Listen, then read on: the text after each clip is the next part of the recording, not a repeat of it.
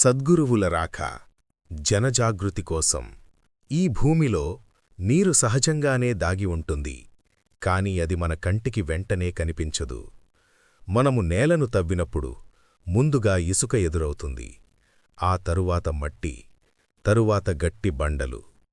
అన్ని అవరోధాలను దాటి చివరికి ఒక చిన్న ఊటలా నీరు వెలిసినప్పుడు అది ఎందరికో జీవనాధారమవుతుంది. ఆ నీటిని ఎంతగా ఉపయోగిస్తే అంతగా అది మరింత శుద్ధంగా, మరింత మధురంగా మారుతుంది. అదేవిధంగా సద్గురువులు మనకందించిన జ్ఞానం కూడా.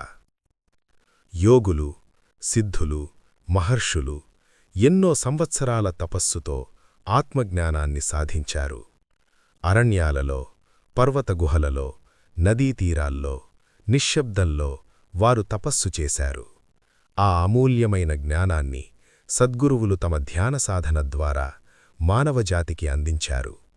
ఈ ఆత్మజ్ఞానం మన జీవితానికి దారిని చూపింది, మనలోని అజ్ఞానాన్ని తొలగించింది, మన జీవన ప్రయాణాన్ని సుగమం చేసింది.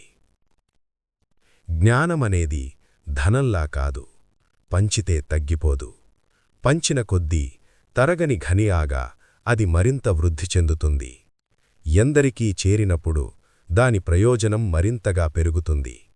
ఆ జ్ఞాన సంపదను ప్రజలందరికీ అందించడమే మహాత్ముల కర్తవ్యం.